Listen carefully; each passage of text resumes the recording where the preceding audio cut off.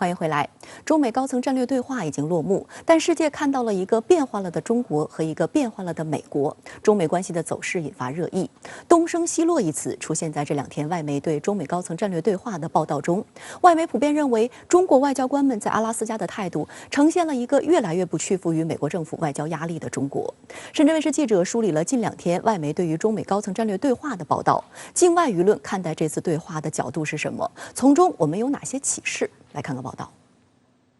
在彭博社的报道中，美国国务院几名不愿透露姓名的现任和前任外交官说出了他们对会晤开场白部分的印象：震惊。文章认为，布林肯和沙利文从一开始就失去了对会议的控制，轻易给中国送了一个重击他们的机会。彭博社评价，这次会议凸显了2种世界观之间的博弈，撼动了全球机构，影响力覆盖半导体、社交媒体等行业。许多外国网民对布林肯等官员的表现不满，并注意到一个细节。看一下双方的肢体语言吧。讲话的时候，中方的人坐姿笔挺，敞开双臂，但布林肯讲话时头低着读稿子。在美国有一定影响力的右翼媒体人迈克尔·切尔诺维奇在推特上转发了会场视频，并附文字称完全压制了美方，不妙啊，朋友们，并将推文置顶。这条推特超过1.7万点赞，6000多转发。英国《卫报》在相关报道中提到，在2党压力下，拜登正在摸索如何与主要竞争对手建立新关系。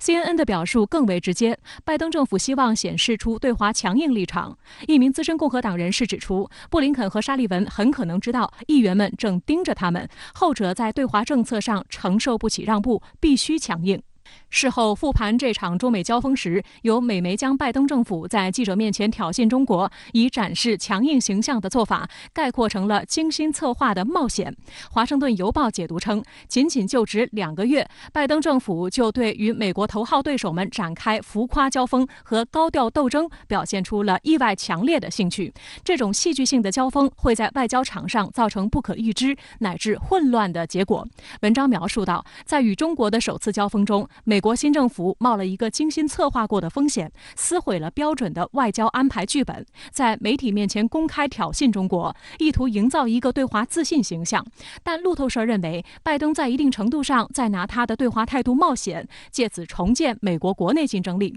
复旦大学国际政治系教授沈毅认为，美方的各种小技巧、小算计、小动作贯穿整个安克雷奇对话。美国外交官极力想营造出一种根据民主党主导价值观和理念，集结盟友力量，在安克雷奇成功达成压制崛起中国的态势、氛围和印象。但美方千算万算，还是漏算了3件事情。第一，外交本质上是一种职业化的技术活，但美方的算计偏离了外交的本质，将某些与国家利益无关的算计和想法放到了更优先的位置。第二，外交的核心逻辑是建立在实力基础上的国家间谈判与交互行为，不是任何意义上的纯话语游戏。美方刻意迎合其国内政治及舆论的喜好，企图直接将其价值观和意识形态抛给中国，只能碰得一鼻子灰。第三，美方惯用的舆论掌控技巧不灵了，高度全球化的社交媒体放大了美方的错误，甚至连美方翻译方面的不足都引发了互联网上的嘲讽，而导致这一切的原因是美方聪明反被聪明误。他挑了一个不吃这些伎俩的国家去用，他在做的时候低估了这个国家的承受的能力，误判了他可能做出的反应，高估了自己的所拥有的这种优势，同时在能力上显示出他对于现代这种比较复杂、微妙，甚至可以说是精妙的这种谈判的过程，缺乏一种真正意义上的这种掌控的能力，最终导致了就是比较通俗的说，就叫他玩砸了。而在失控以后的表现来看呢，他们在推演的时候没有推演过这种极端情况的发生，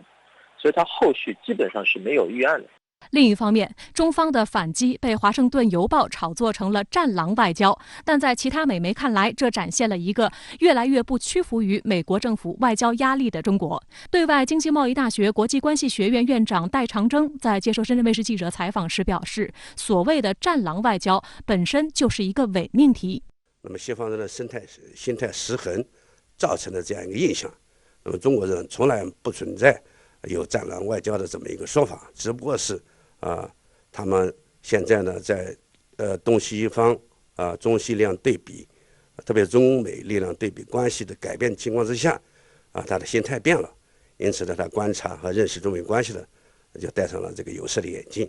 我们是要拒绝这样的一个标签的。美国《纽约时报》刊发资深记者伊恩·约翰逊的观点文章，题为《拜登先生不要再对中国说硬话了》。文章认为，拜登政府没能改变特朗普时期的混乱对华政策，并为中美关系未来发展做出了几点建议。首先，应当促进两国人文往来恢复正规，包括停止污名化孔子学院和恢复和平队等在华奖学金项目，邀请中方重开休斯敦总领事馆，并善待此前被特朗普政府驱逐出境的中国记者等。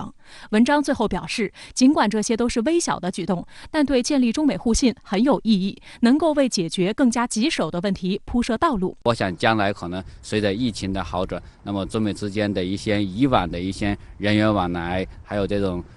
外交人员的这种沟通，还有这种包括文化交流等等，我相信应该还会逐渐回来。值得注意的是，在日本雅虎新闻网评论区，也有不少日本网民惊讶于中国的表现。获得最高赞的留言写道：“真是相当直接的交锋，希望日本也能这么直接地表达观点。总是搞窝囊外交的话，这个国家就算一直出钱，也无法赢得国际上的信赖和尊敬，于日本国家利益也无帮助。”英国《泰晤士报》评论指出，美国从来没有遇到这样一个战略性的竞争对手，而和中国之间的对峙将对拜登任期内的外交政策起决定性作用。西班牙《先锋报》则指出，除了政治上的针锋相对之外，两个大国在经济和环保领域有着很多共同利益，这将会迫使他们为双边共处寻找一个可以持续下去的新模式。很多外媒在描述此次中美对话时提及了东升西落的概念，但有观察就指出，美国的实力其实并未衰落，只是比中国进步得慢，